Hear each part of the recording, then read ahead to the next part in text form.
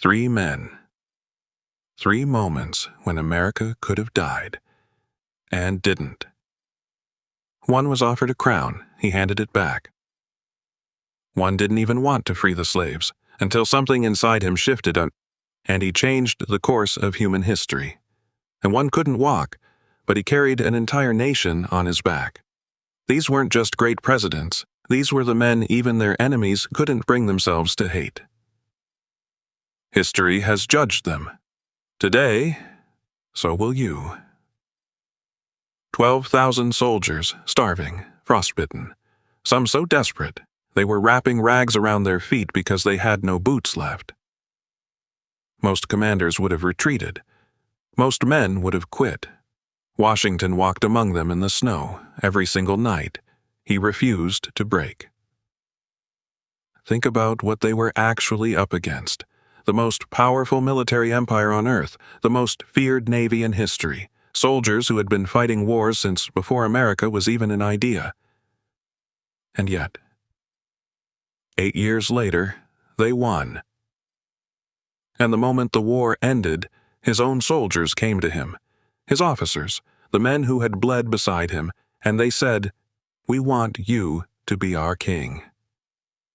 Every conqueror in history said yes to that offer. Caesar, Napoleon, Alexander, every single one. Power, once grabbed, is never handed back. Washington said no. He said no. His enemy, King George III of Britain, heard what Washington had done, and reportedly said, if he truly gives up power and returns to his farm, he will be the greatest man in the world. He did. He was.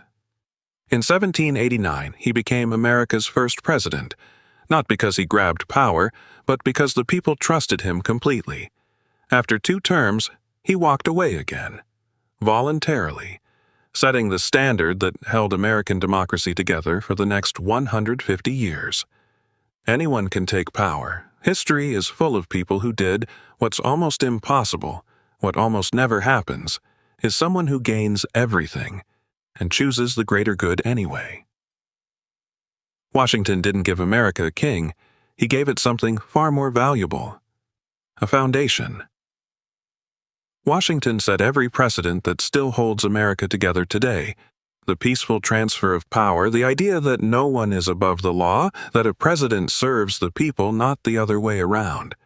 Even those who disagreed with him, politically, personally, could not deny the weight of his character. He wasn't perfect. No human is.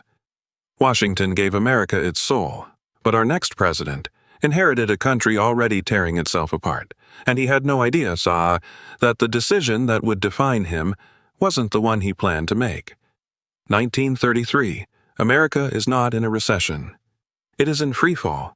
1 in 4 Americans, out of work, banks collapsing overnight, families who had saved their entire lives, waking up to find their savings simply gone. The richest nation on earth, and people were starving in the streets. This is what Franklin Delano Roosevelt walked into. Except, he didn't walk.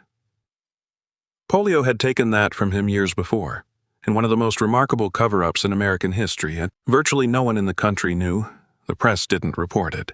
The Secret Service made sure cameras never caught it. FDR didn't want America to see a president who couldn't stand, not when the country needed someone who projected nothing but strength. It never took his spirit.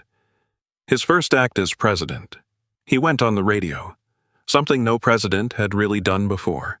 No speech from a podium, no formal address to Congress. He spoke directly to the American people, calm, like a friend sitting across the table. He said, "The only thing we have to fear is fear itself." And somehow, people believed him. He didn't just talk. He moved.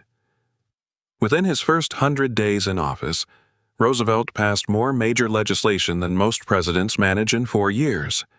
He stabilized the banks, put millions of unemployed Americans back to work, building roads, bridges, schools, parks, 650,000 miles of roads, 75,000 bridges, built by American hands, paid by the American government, for the American people. Then he went further. He created the Securities and Exchange Commission, the agency that still regulates Wall Street today, so no one could ever gamble away the country's savings again. He gave workers the legal right to unionize, to demand fair wages, to push back. And then, Social Security. Think about what that actually meant. Before Franklin Roosevelt, if you worked your whole life, got old, couldn't work anymore, that was it. You were on your own. After Roosevelt, the country had your back. And just when America was finding its feet again, the world exploded. World War II, and once again, Roosevelt stepped up. He built the most powerful military force in the history of the world and steered America toward victory, all while fighting a hidden battle no one could see. FDR served 4 terms, the only president ever to do so. He didn't seek power for the sake of it. He stayed because the job wasn't finished.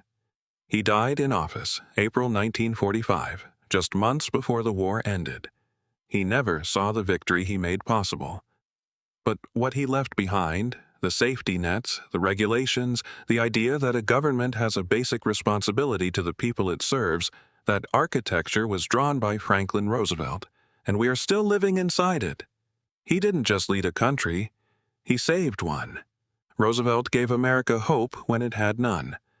Washington gave it a foundation when it had no identity. But our number one was handed a country already at war with itself, 500,000 men about to kill each other, and a decision he never planned to make. That would define him forever. 1861. America is not one country anymore. It is 2, and they are at war. 500,000 soldiers about to kill each other over whether 4 million human beings should be allowed to own themselves. This is what Abraham Lincoln walked into. And here's what almost nobody tells you. Lincoln did not want to free the slaves when he took office.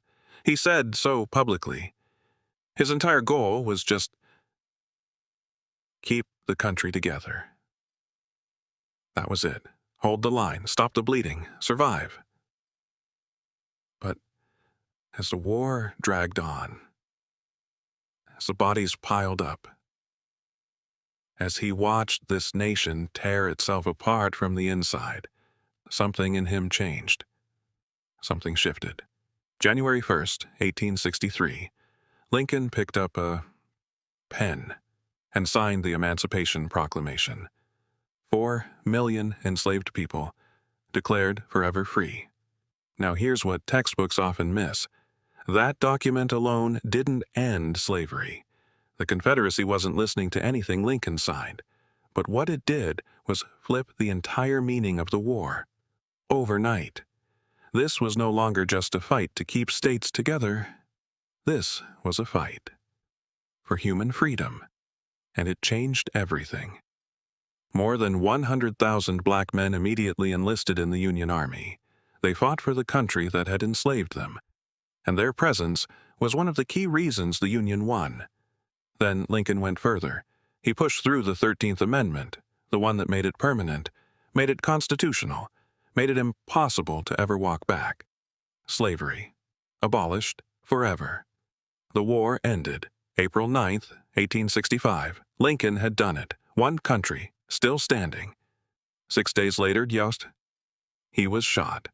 He never saw Reconstruction, never saw what came after, never knew how the story ended. Lincoln faced something no other president has faced, a nation trying to destroy itself from within. Southern states had seceded. His own cabinet doubted him. Newspapers called him incompetent. Even members of his own party wanted him replaced. But here is what Abraham Lincoln left behind.